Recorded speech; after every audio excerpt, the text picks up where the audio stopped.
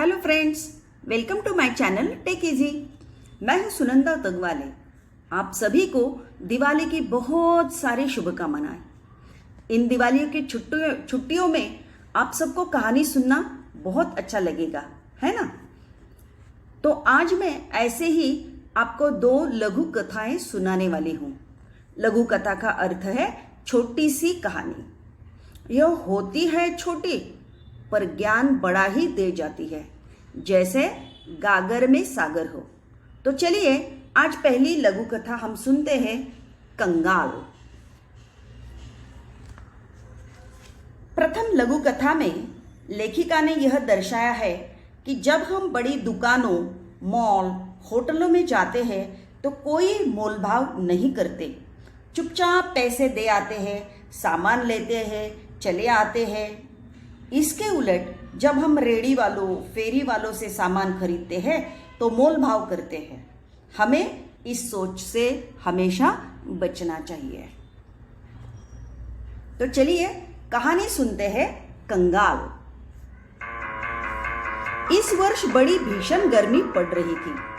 दिन तो अंगारे से तपे रहते ही थे, रातों में भी लू और उमस से चैन नहीं मिलता था। सोचा इस लिजलिजे और घुटन भरे मौसम से राहत पाने के लिए कुछ दिन पहाड़ों पर बिताएं। अगले सप्ताह ही पर्वतीय स्थल की यात्रा पर निकल पड़े। 2-3 दिनों में ही मन में सुकून सा महसूस होने लगा था। वहां का प्राकृतिक सौंदर्य, हरे भरे पहाड़, गर्व से सीना ताने खड़े दीर्घता सिद्ध करते वृक्ष, पहाड़ों की नीरवता में हल्का सा शोर कर अपना अस्तित्व सिद्ध करते झरने मन बदलाव के लिए पर्याप्त थे। उस दिन शाम के वक्त झील किनारे टहल रहे थे। एक भुट्टे वाला आया और बोला, भुट्टा ले लो भुट्टा, गरम गरम भुट्टा। भुट्टे वाले ने बोला, साहब भुट्टा लेंगे? गरम गरम भूनकर मसाला लगा कर दूंगा। सहज ने पूछ लिया, कितने का है? 5 रुपए का। क्या 5 रुपए में एक भुट्टा? हमारे शहर में तो 2 रुपए में एक मिलता है। चलो तुम 3 ले लो। नहीं साहब, 5 से कम में तो नहीं मिलेगा, तो रहने दो। और हम आगे बढ़ गए। एक पैर ठिठक गए और मन में विचार उठा, हमारे जैसे लोग पहाड़ों पर घूमने का शौक रखते हैं, हजारों रुपए खर्च करते हैं, अच्छे होटलों में रुकते हैं, बड़ी दुकानों में बिना दाम पूछे खर्च करते हैं, पर गरीब से 2 रुपए के लिए झिकझिक करते हैं। कितने कंगाल हैं हम। उल्टे कदम लौटा, ये लो 20 रुपए। 20 रुपए में 4 भुट्टे खरीद कर चल पड़ा अपनी राह।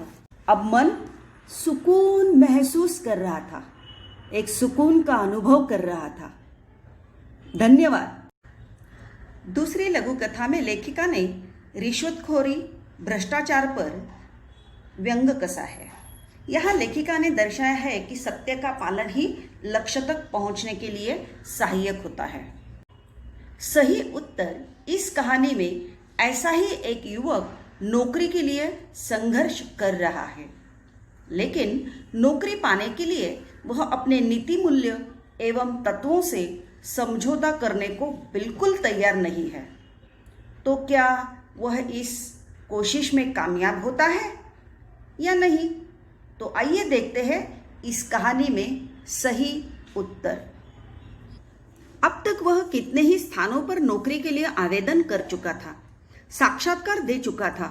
उसके प्रमाण पत्रों की फाइल भी उसे सफलता दिलाने में नाकामयाब रही थी। हर जगह भ्रष्टाचार, रिश्वत का बोलबाला था। योग्यता होने के बावजूद भी उसका चयन नहीं हो पाता था। हर ओर से वह अब निराश हो चुका था। भ्रष्ट सामाजिक व्यवस्था को कोसने के अलावा उसके वश में और कुछ तो नहीं था। आज फिर उसे साक्षात्कार के लिए जाना था। अब तक देश प्रेम, नैतिकता, शिष्टाचार, ईमानदारी पर अपने तर्कपूर्ण विचार बड़े विश्वास से रखता आया था, लेकिन इसके बावजूद उसके हिस्से में सिर्फ और सिर्फ असफलता ही आई थी।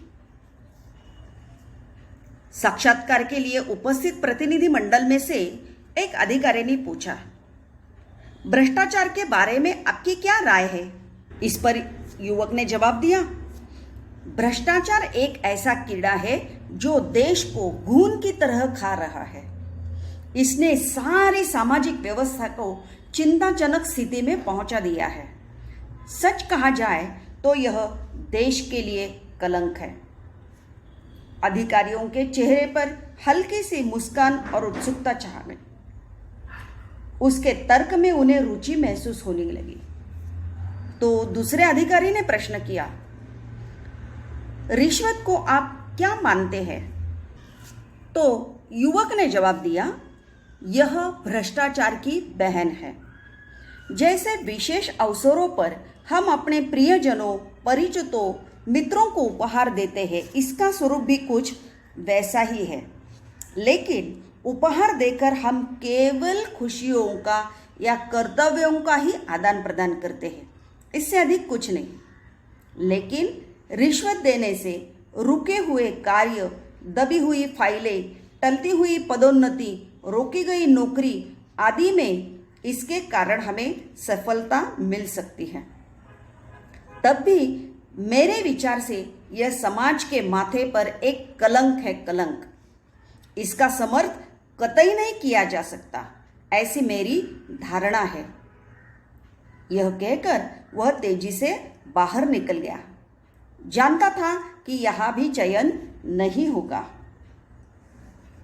पर भीतर बैठे अधिकारियों ने गंभीरता से विचार विमर्श करने के बाद युवक के सही उत्तर की दाद देते हुए उसका चयन कर लिया।